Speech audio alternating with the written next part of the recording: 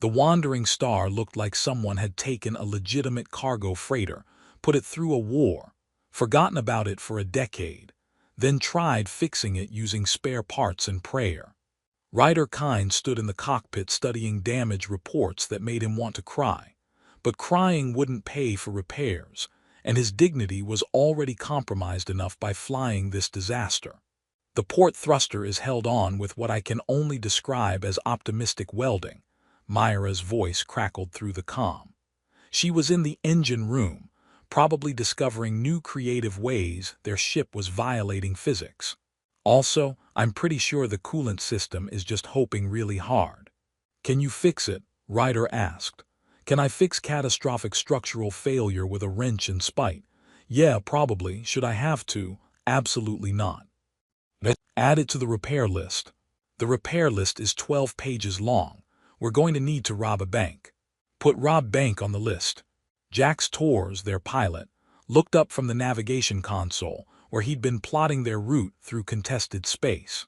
You know what would help with repairs? Not taking every rescue mission that crosses our sensors. We're not taking every rescue mission. We took 3 last month. That's not every mission. That's just the ones I couldn't ignore. Captain's got a hero complex, Dr. Elise Kavar said from the medical bay where she was restocking supplies. It's terminal, very sad. No cure except maybe therapy and learning to mind your own business. Ryder ignored them with the dignity of someone whose crew had zero respect for command hierarchy. He returned his attention to the sensor display showing their current route, a cargo run through the border territories between human and Vadran space. Medical supplies to a colony world, legitimate work that paid actual money instead of gratitude and political complications. Then the distress beacon appeared on his screen. No, Myra said immediately through the comm, apparently monitoring the bridge sensors remotely. Absolutely not. I haven't said anything. You're thinking it. I can feel your hero complex activating from 3 decks away. It's a distress beacon in contested space, which means it's either bait for pirates or someone else's problem. We're on a schedule. Ryder pulled up the beacon details. Small craft, minimal life signs, drifting in an area where legitimate traffic didn't go. Everything about it screamed bad idea in 17 different ways. But one life sign meant one person probably dying alone in the dark, and Ryder's inconvenient conscience wouldn't let him ignore that. Change course, he told Jax. Intercept that beacon. Captain's making bad decisions again. Jax announced to no one in particular while adjusting their trajectory. Just documenting for the inevitable inquiry into how we all died. Noted, Ryder said. They reached the beacon 40 minutes later. The source was a small Vadran shuttle, the kind used for personal transport between stations. It was drifting without power, hull breached in several places, life support clearly failing. The single life sign was barely registering. Vadran vessel, Myra said, her voice concerned now that they could see the situation. We're in contested space. Picking up Vadran survivors could have political implications. Letting people die to avoid politics has worse implications. Ryder stood, suit up, we're boarding. Dr. Kavar was already in her EVA suit when Ryder reached the airlock. She'd been with them 6 months, and he still didn't know the full story of what she was running from on Mars, but she was competent and didn't ask questions about their occasional cargo that wasn't strictly legal. They crossed to the derelict shuttle through hard vacuum. The interior was a disaster, frozen atmosphere, emergency lighting flickering, and in the pilot's seat, a Vadran woman slumped over the controls. Vadran were elegant even when dying. This one had iridescent skin, currently locked in colors that probably indicated hypothermia or system failure, elaborate crest-like structures along her skull, and she was absolutely unconscious as her environmental suit struggled to keep her alive. Still breathing, Dr. Kavar said, checking vitals with her medical scanner. Barely. Hypothermia, dehydration, looks like she's been here at least 36 hours. We need to get her aboard now. They transported the Vadran back to the Wandering Star's medical bay. Dr. Kavar worked with efficient desperation, warming blankets, IV fluids, oxygen support. The Vadran's skin patterns began shifting to less alarming colors, suggesting her body was stabilizing. "She going to make it?" Ryder asked. "Ask me in 12 hours. Right now I'm just trying to prevent organ failure." Ryder returned to the bridge where Myra and Jax were having animated discussions about their questionable life choices. "Did we just kidnap an alien?" Jax asked. "We rescued an alien. That's different." "Is it though, legally?" "Legally we're obligated to render aid to vessels in distress. That's interstellar law. Interstellar law also says we're supposed to report this to the nearest authority, which in this case is probably Vadran," Myra pointed out. "They might have opinions about humans picking up their people. We'll report it once we make sure she survives. Until then, back on course for the colony run." 2 days later, the Vadran woke up. Ryder was in the medical bay, reviewing their dwindling medical supplies budget when her eyes opened. Vertical pupils that reflected the overhead lighting with unsettling precision. She assessed her surroundings with the kind of rapid analysis that suggested military training, then her gaze locked onto Ryder. "Who are you?" she asked in flawless standard. Her voice had harmonics that made his sternum vibrate. "Captain Ryder Kine of the Wandering Star. You were dying in a derelict shuttle. We pulled you out." Her skin patterns shifted through colors that Ryder's translator database helpfully labeled as intense emotional response. Context unclear. She sat up despite Dr. Kavar's protests, moving with the kind of grace that looked effortless but probably hurt like hell given her injuries. "Who pulled me from the shuttle specifically?" she demanded. "I did, with Dr. Kavar's help." The Vadran stood, swaying slightly, her skin patterns cycling through more colors. She walked directly to Ryder, close enough that he could see intricate patterns in her iridescent skin that shifted with each breath. When she spoke, her voice carried formal weight that made Ryder's instincts scream warnings. "This human is mine." "I'm sorry, what?" she continued in Vadran. Rapid, formal phrases that sounded like legal declarations. Ryder's translator struggled to keep up, but key phrases came through. "Salvage right, witnessed rescue, consort bond, clan claim." Dr. Kavar dropped her medical scanner. The clatter was very loud in the suddenly silent medical bay. "Could you," Ryder said slowly, "maybe clarify what you just said? Because my translator is suggesting you just declared ownership of me, which seems like a concerning response to being rescued." The Vadran's skin patterns shifted to something that might have been satisfaction or might have been determination. "I am Zara Vexnil of Clan Vexnil. You saved my life. By ancient right, I declare you my consort and place you under my clan's protection. Your vessel is now shared property between human law and Vadran custom." "That's no, that's not how rescue works." "That's exactly how salvage right works. You saved me. I'm bound to you, you're bound to me, and anyone who tries to harm you now has to answer to Clan Vexnil. I don't want to be anyone's consort, I just didn't want you to die." Zara's skin patterns shifted to something his translator labeled as patient tolerance of ignorance. "Your wants are irrelevant to honor. The right is invoked, witnessed by your crew," she gestured to Dr. Kavar, who was still frozen in shock, "and recorded by your ship systems. It's done." Ryder looked at Dr. Kavar for help. She looked back with an expression that suggested she just watched his life become unrecognizable.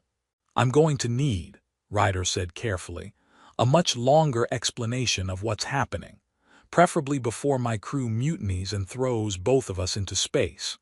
Zara's expression might have been a smile if alien facial expressions followed human rules.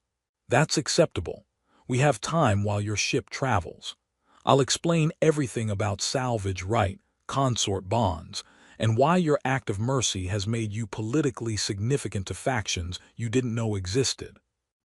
"That sounds absolutely terrible." "Yes," Zara agreed, "it is.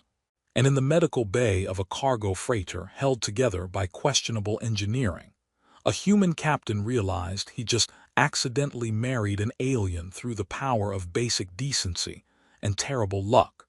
His crew was going to kill him, if the political complications didn't do it first.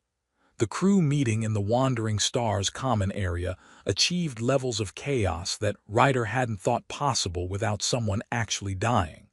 "Let me make sure I understand," Myra said, her voice achieving frequencies that suggested imminent violence. "You rescued an alien, and now she's declared you her husband." "Consort," Zara corrected from where she sat looking completely comfortable despite the hostile stares. "The distinction matters culturally." "I don't care about the distinction. I care that our captain accidentally got married through alien law, and nobody thought to check if that was a thing that could happen." "To be fair," Dr. Kavar said, reviewing the Vadran legal databases she'd pulled up, "salvage right is actually documented in interstellar law. We just never thought it would apply because most species don't have rescue equals marriage clauses in their cultural codes. That's because most species are sensible about rescue protocols." Myra turned to Ryder. "This is going to cause so many problems, political problems, the kind where governments get involved." Jax was laughing in the corner with the kind of hysteria that suggested his sanity had packed its bags. "Captain's got an alien wife. This is the best disaster we've had in months." "She's not my wife," Ryder protested. "Legally, I'm your consort under Vadran law," Zara said, "which grants my clan shared claim to your vessel and places you under our protection." "Nobody asked if I wanted protection. Saved lives don't require consent for honor bonds. That's the entire point." Ryder rubbed his face hard enough to see spots. "Okay, everyone calm down. Let's figure this out logically. Zara, you invoked this right thing. Can you uninvoke it?" "No." "Why not?" "Because retracting salvage right suggests the rescue wasn't worthy of honor. That would insult you, dishonor me, and make both of us targets for anyone wanting to exploit the situation." "What situation?" Zara's skin patterns shifted to something that looked like determination mixed with resignation. "The situation where I'm being hunted by rival Vadran clans who want me dead, and you've become politically valuable by association." The room went very quiet. "Explain," Ryder said, his voice dropping to the tone he used when things were about to get exponentially worse. Zara told them about Clan Vexnil, about their opposition to the Vadran Directorate's aggressive expansion into human territories, about being branded traitors for advocating cooperation instead of dominance, about the systematic destruction of her clan over 3 years, assets seized, members killed or scattered, anyone with Vexnil bloodline marked for execution. "My shuttle didn't fail by accident," she said. "It was sabotaged. Lord Thuron Casimir of Clan Casimir has been hunting surviving Vexnil for years. He wants us extinct before we can organize opposition to the Directorate's policies." "And by rescuing you," Myra said, understanding dawning with horror, "Ryder made himself a target." "Yes and no. By invoking salvage right, I placed him under Vexnil protection. That means Thuron can't kill him without violating honor codes and risking intervention from other clans. I bought him time." "You also made him politically significant," Dr. Kavar said, still reading through legal texts. "Salvage right isn't just about marriage. It's about alliance. A human captain bound to Clan Vexnil creates legal complications for anyone wanting to eliminate Vexnil survivors." Ryder stood and paced because sitting still felt like accepting this insanity. "So my options are, stay bound to Zara and become a political target, or break the right and become a target anyway because I'll have insulted Vadran honor. Those are terrible options." "Yes," Zara agreed, "but the first option keeps you alive longer." "How reassuring." Myra pulled up communications logs. "We need to report this to human authorities. Let them handle the political complications. Human authorities will confiscate the ship and arrest everyone aboard pending investigation." Jack said. That's standard procedure for interspecies legal incidents. Better than being hunted by alien assassins. Is it though?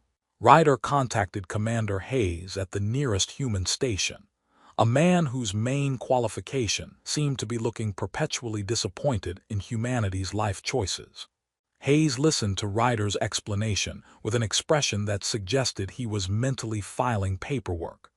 "Let me understand," Hayes said. "You rescued a Vadran refugee. She declared you her consort under ancient law, and now you're politically entangled with alien civil conflicts." That's an accurate summary, yes. Captain Kine, do you have any idea how much paperwork this creates? I'm more concerned about the assassination attempts than the paperwork. The paperwork is extensive. As for the legal situation, Vadran salvage rights are recognized under treaty agreements. Fighting it would require legal proceedings that could take years. You'd be a political target for every Vadran faction wanting to make statements about human-Vadran relations. What's my alternative? Deliver the Vadran to a diplomatic station and let them handle it, quietly, before this escalates into an interstellar incident. After Hayes disconnected, Ryder looked at his crew. At Myra's worry, Jax's dark amusement, Dr. Kavar's scientific fascination, and Zara's carefully controlled skin patterns that suggested she was expecting him to take the easy way out. "We're not abandoning her," Ryder said. "Captain," Myra started. "We pulled her out of that shuttle. She's our responsibility now, right or no right. Anyone who wants to kill her has to go through us first." Zara's skin patterns shifted to colors that definitely indicated surprise. "You're choosing to honor the right, even knowing the complications. I'm choosing not to let someone die for politics. The right thing is just unfortunate legal paperwork that came with that choice." For the first time since waking up, Zara's formal composure cracked slightly. "You're either very honorable or very stupid." "I've been told both, often simultaneously." Myra sighed with the resignation of someone whose captain made terrible decisions regularly. "If we're doing this, we need to prepare." Zara said she's being hunted. "We need better defensive systems, combat protocols, and probably therapy for when this inevitably goes completely wrong." "Add it to the repair list," Ryder said. "The repair list is 14 pages now. We'll figure it out." Zara stood, her movement still slightly stiff from injuries. "If you're honoring the right, I should teach you what that means. Salvage bonds aren't just political theater. They're mutual protection agreements. You defend me, I defend you, and anyone who threatens either of us answers to both." "That sounds marginally less terrible than I thought." "It's still terrible, but it's terrible with alliance benefits. That should be your clan's motto." Her skin patterns shifted to something that might have been amusement. "Our actual motto translates roughly to cooperation over domination. It's why the Directorate wants us extinct."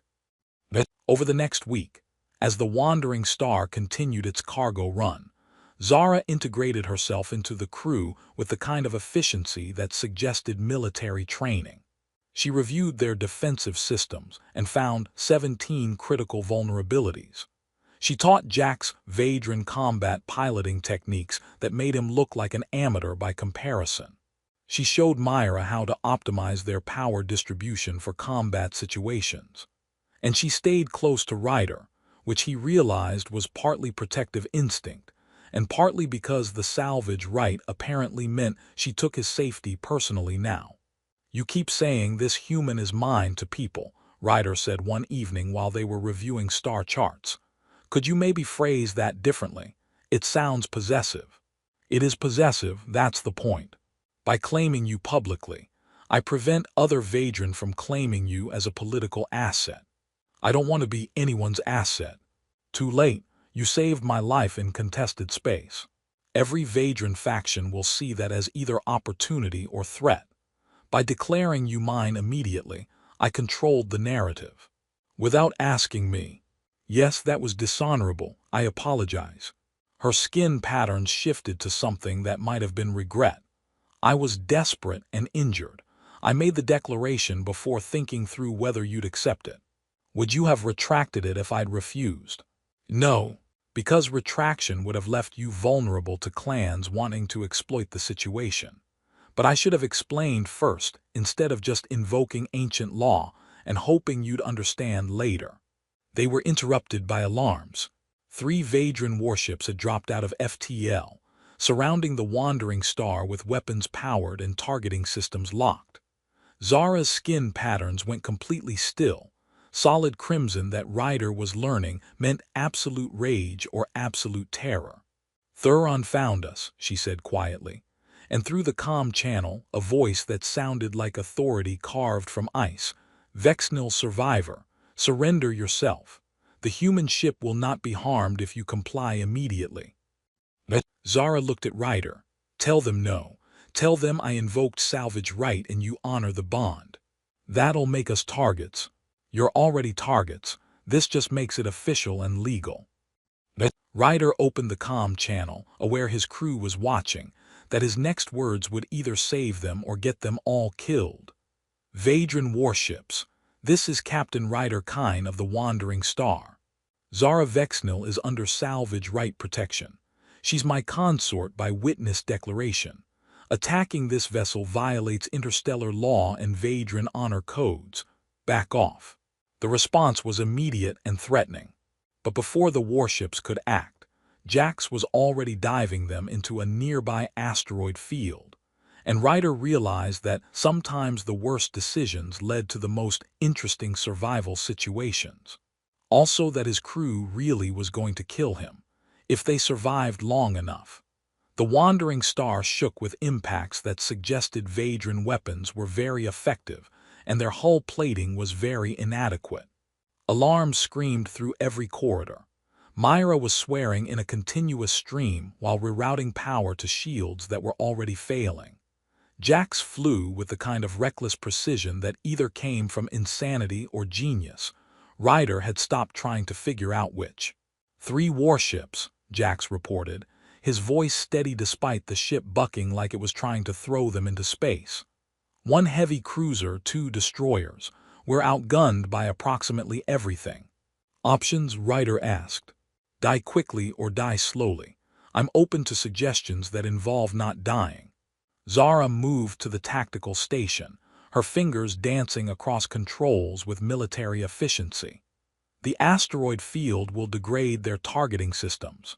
If we can reach the dense clusters, we might lose them long enough to jump. Our FTL is offline, Myra reported. Took damage in the first salvo. I need 10 minutes to reroute systems. We don't have 10 minutes. Then we have a problem. Another impact. Ryder's display showed hull breaches on Deck 3, emergency bulkheads sealing automatically. Dr. Kavar's voice came through medical bay comms. I've got wounded down here. Whatever you're doing, do it faster. Lord Thuron's voice cut through the chaos via comm channel, calm and precise. Captain Kine, your defense of the Vexnil trader is noted and will be reported to human authorities as hostile action against Vadran interests. Surrender Zara Vexnil now, or your crew will be collateral in a regrettable border incident. Ryder looked at Zara, whose skin patterns had locked into that solid crimson that meant she was calculating violence or preparing for death. Maybe both. He's lying, she said. If you surrender me, he'll destroy your ship anyway. Witnesses complicate his political position. So our options are die fighting or die surrendering. Great menu. There's a third option. Zara pulled up navigation charts highlighting a specific sector. Vexnil Refugee Colony. 2 jumps from here. If we can reach it, we'll have support. Ships, weapons, people who owe my clan loyalty. We can't jump with FTL offline. Then we make Thuron think we can't reach the colony. Lead him away from the refugee settlement. Buy Myra time for repairs. Jump when he's committed to pursuit. It was a terrible plan. Ryder approved immediately. Jax, plot course away from this sector. Make it look like we're running scared toward human space. We are running scared. But let's run scared strategically. Jax altered their trajectory, the wandering star diving deeper into the asteroid field with Vadran warships in pursuit. Thuron's ships were larger, better armed, but less maneuverable in dense debris. Jax used that, threading the freighter through gaps that made Ryder's engineering knowledge scream about clearance tolerances. FTL in 8 minutes, Myra reported. Maybe 7 if I bypass every safety protocol and pray. Bypass and pray, I'm comfortable with that. Another salvo. This one clipped their starboard engine, sending the ship spinning. Jax corrected with thrusters that probably shouldn't have worked, but did anyway through sheer spite. They cleared the asteroid field into open space where the warships could finally get clear shots. "This is the part where we die," Jax said conversationally. Then Zara did something that made every tactical display light up like celebration. She activated a signal beacon, not human standard, but Vadran military emergency frequency, broadcasting on channels that would reach every Vadran vessel in range. "This is Zara Vexnil, last surviving officer of Clan Vexnil command structure. I invoke salvage right witnessed and honored by Captain Ryder Kine of the human vessel Wandering Star. Lord Thuron Casimir is attempting murder in violation of honor codes and interstellar law. Any Vadran hearing this transmission is bound by honor to witness this violation." Thuron's response came immediately, his calm shattering into rage. "Vexnil, you dare invoke ancient law against legitimate security action. I dare invoke the law you're violating. This human honored salvage right when he could have abandoned me. His ship is under Vexnil protection. Your attack is recorded and transmitted. Continue, and you brand yourself Oathbreaker before every clan in Vadran space." Silence. The warships continued pursuit but didn't fire. "He's calculating," Zara said quietly. "Destroying us now means every recording I've transmitted becomes evidence. He has to decide if eliminating me is worth permanent dishonor." "What's he going to decide?" "I don't know. Thuron is ambitious, but ambitious means wanting power long-term. Permanent dishonor limits that." "FTL in 3 minutes, Myra reported. "Coordinates locked for that refugee colony.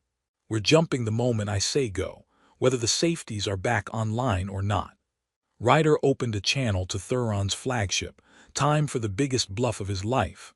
"Lord Thuron, this is Captain Kine. I'm a freelance hauler who rescued someone from dying in space. That's all. I don't understand your politics, don't care about your clan disputes, and definitely don't want to be in a shooting war. But Zara invoked salvage right. I honored it, and that means we're bound by laws both our civilizations recognize." He paused, choosing his next words carefully. "You can destroy us. You've got the firepower. But those transmissions Zara sent, they're already spreading through Vadran networks. Your attack is documented. You'll be the clan lord who murdered a human honoring ancient law. Is one refugee worth that reputation?" Another silence. Ryder could feel his crew holding their breath, feel Zara's tension through the bridge's atmosphere, her skin patterns flickering with uncertainty. Thuron's response came cold and precise. "Captain Kine, this is not over. Vexnil will be eliminated. Your protection means only that we'll wait for you to break the right yourselves. Humans are not known for honoring bonds when they become inconvenient." "Then you don't know humans very well." "We shall see." The warships broke pursuit, not retreating, just stopping, holding position while the Wandering Star limped away with smoking engines and failing shields. "FTL ready," Myra said, jumping in 3, 2. The stars stretched, reality folded, and they were gone. They emerged in neutral space near coordinates Zara provided, everyone's hands shaking from adrenaline and too many near-death experiences in one morning. The refugee colony was hidden on a moon orbiting a gas giant. Small settlement, maybe 2,000 Vadran according to sensors, built into the moon's underground caverns for protection. "They know we're coming," Zara said, monitoring responses.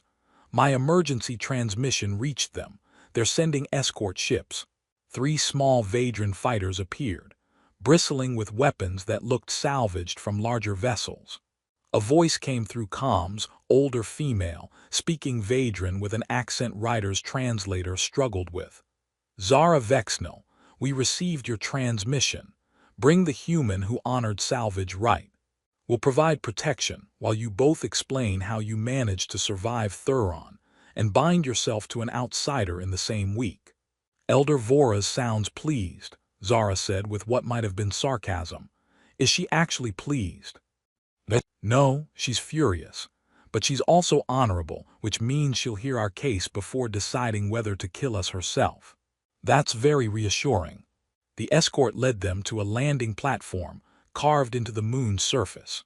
As they descended, Ryder got a view of the refugee settlement, a mix of Vadran architecture adapted for human construction materials, buildings that looked both elegant and desperate. People moving through streets who'd been scattered from their homes by political purges.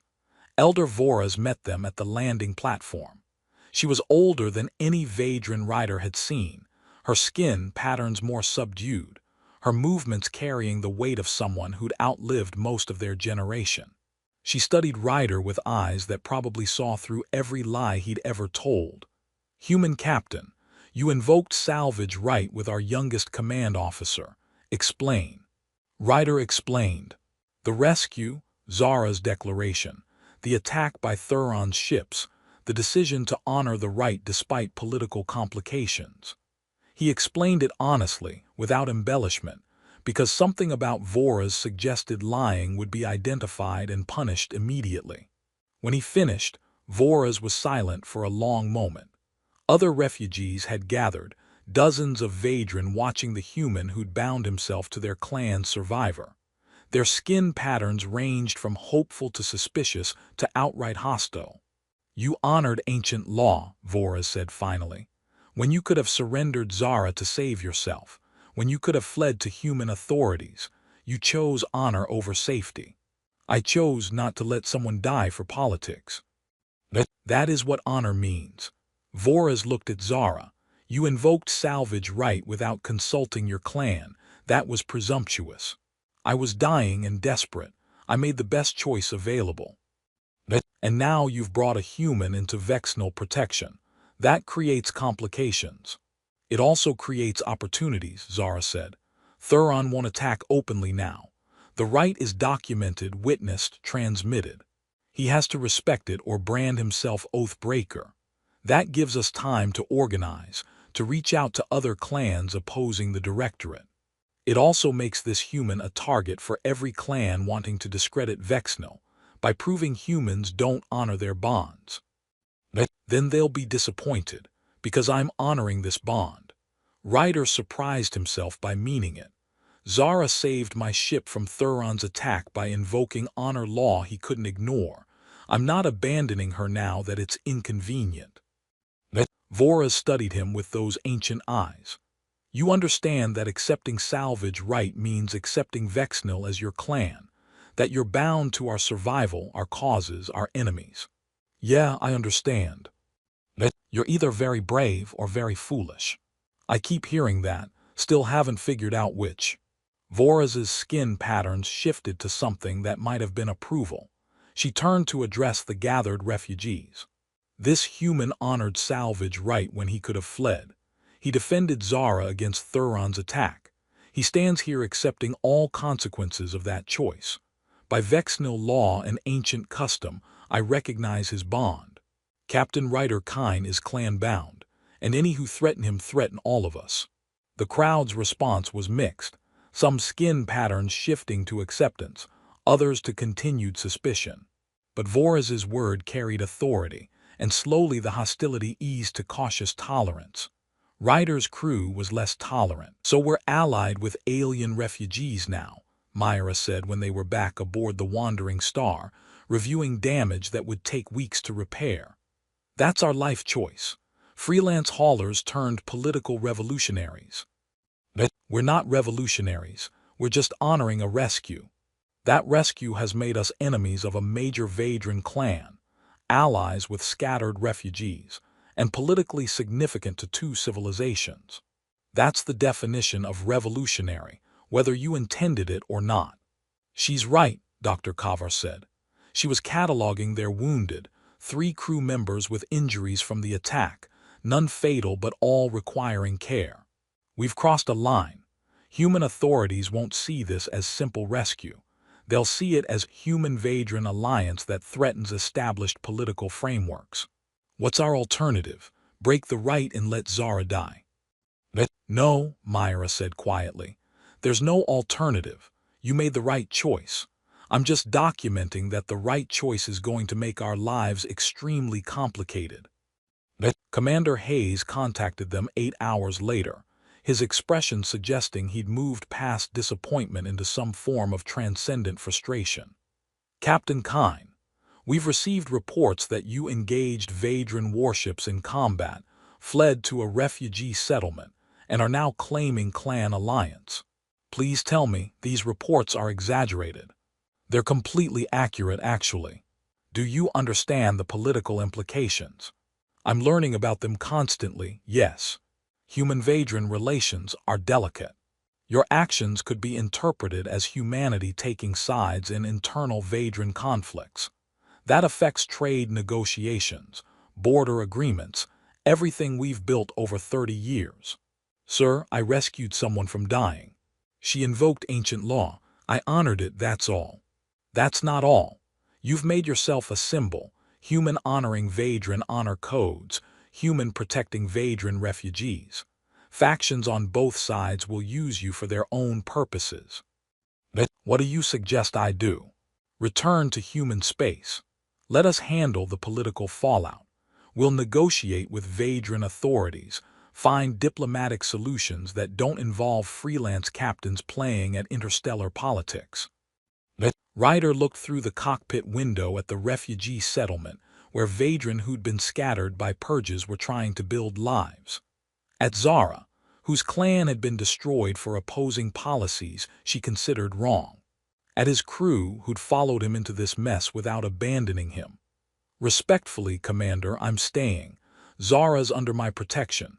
These refugees are allies. If that creates political complications, I'm sorry. But I'm not abandoning people to make your diplomatic calculations easier. Hayes was silent for a long moment. You're making powerful enemies. Yeah, I've noticed that trend. Good luck, Captain. You're going to need it. 6 months later, the Wandering Star was running completely different cargo. Supplies to Vexnil refugees scattered across neutral space. Diplomatic communications between human colonies and Vadran dissidents. Occasionally combat support when Thuron's hunters got too aggressive, though open attacks had decreased after Zara's transmissions made him politically cautious. Ryder's crew had expanded. 3 Vadran had joined, refugees with engineering, tactical, and navigation skills who brought expertise the Wandering Star desperately needed. The ship was still held together by spite and questionable repairs, but now it was multi-species spite and cooperatively questionable repairs. Zara stood beside him on the bridge most days, her skin patterns displaying satisfaction every time she told someone, "This human is mine," and Ryder made his expression of long-suffering tolerance. "You know that still sounds possessive," he said after she'd introduced him to a human merchant as my consort for approximately the 100th time. "Yes. But now you understand, I mean partner I've chosen to bind my life to, rather than property I'm claiming. Context matters. Does it though? Also, your discomfort remains amusing. That's not a good reason. It's an excellent reason." Her patterns shifted to something that might have been affection. "You honored salvage right when you could have fled. You've defended it for 6 months despite political pressure from both our civilizations. I'm allowed to claim you publicly with some satisfaction. I'm a person, not a trophy. You're a partner. The claiming is acknowledgement of that partnership, not diminishment of your autonomy. That's surprisingly thoughtful. I'm occasionally thoughtful. Don't tell anyone, it would damage my reputation." Human authorities had stopped demanding Ryder return to human space, mostly because his exile with Vadran refugees was creating useful back-channel communications that official diplomacy couldn't achieve. Several human colonies had started quiet trade with Vexnal settlements, finding the refugees valued cooperation over the Directorate's domination policies. Vadran authorities were less happy but couldn't act without validating Thuron's oath-breaking. The salvage right was documented, witnessed, and honored. Attacking the Wandering Star meant attacking recognized honor bonds, which would destabilize the Directorate's own authority structure. So they watched and waited and hoped the human would eventually break the bond himself. They'd be waiting a long time. Elder Voras wants to meet, Zara said, reviewing messages from the refugee settlement. Something about formal recognition ceremony. She's being cryptic, which means it's either very good or very concerning. With our luck, both. They returned to the settlement, where Voras waited with what looked like the entire refugee population gathered in the central cavern. She stood before them with the kind of presence that demanded attention. Captain Ryder Kine, 6 months ago, you honored salvage right with Zara Vexnal. You've defended that bond despite political pressure, threats, and multiple attempts on your lives. You've provided protection to our scattered people, transported our supplies, and stood as ally when you could have fled to safety. Ryder had learned enough about Vadran's speeches to know setup when he heard it. Elder Voras, if this is leading to more honor bonds, my crew is going to mutiny. Several Vadran laughed. The refugees had learned to appreciate human humor mostly. This is leading to recognition, Voras said. Salvage right bound you to Zara, but your actions over 6 months have proven you're bound to Vexnal itself. By our law and ancient custom, I formally recognize you as clan member. Not just through salvage right, but through choice and action. She gestured, and several refugees approached carrying something wrapped in cloth. They unwrapped it to reveal armor, Vadran design but modified for human physiology, decorated with patterns that meant something significant in their culture. Clan armor, Zara said quietly beside him, given to those who have proven themselves worthy of Vexnal name. I'm a cargo hauler, not a warrior. You're someone who chose honor over safety. That's what makes warriors, not skill with weapons. Voras held out the armor. Will you accept this recognition? Formally join Clan Vexnal not as bond-bound obligation, but as chosen family. Ryder looked at the armor, at the refugees watching with skin patterns displaying hope and expectation. At Zara, whose patterns had shifted to colors he'd learned meant pride mixed with affection. At his crew, who'd followed him into this disaster and somehow made it work. He'd spent years running cargo routes alone, doing jobs that legitimate companies wouldn't touch, staying on the edges of civilized space because he didn't fit anywhere else. Now he was being offered family by people who'd lost everything but still chose to honor bonds over convenience. Yeah, Ryder said, I accept. The cavern erupted in sounds that were Vadran's celebration, harmonics that made his chest vibrate, skin patterns shifting to colors that needed no translation. They dressed him in clan armor that fit surprisingly well, marked him with temporary patterns that would fade but carried symbolic weight. And Zara stood beside him, her skin patterns displaying colors that meant home and belonging and partnership that transcended forced circumstances. This human is mine, she told the crowd. And I am his. We're clan-bound by choice, and anyone who threatens him threatens all of us. Ryder's crew watched from the Wandering Star's landing ramp. Myra was crying despite her protests that she wasn't. Jax was grinning with the kind of manic energy that suggested he'd found the adventure he'd been looking for. Dr. Kavar was taking anthropological notes and probably planning about 15 research papers. We're allied with alien refugees, Myra said, wiping her eyes. We're clan members of people we met 6 months ago. This is completely insane. Yeah, Ryder agreed, standing in Vadran armor among people who'd chosen to call him family. But it's our kind of insane. And in the underground settlement where refugees built lives from scattered pieces, where honor mattered more than convenience and chosen bonds proved stronger than blood. A human captain who'd rescued someone without thinking discovered that sometimes mercy led to family, and sometimes being claimed saved you just as much as saving someone claimed you right back. "This human is mine," Zara said again, her patterns displaying satisfaction. "Yeah," Ryder agreed, accepting it finally. "I am, and you're mine. That's how partnerships work. That's how family works. Even better." And somewhere in Vadran space, Lord Thuron calculated revenge, while the Directorate watched with concern and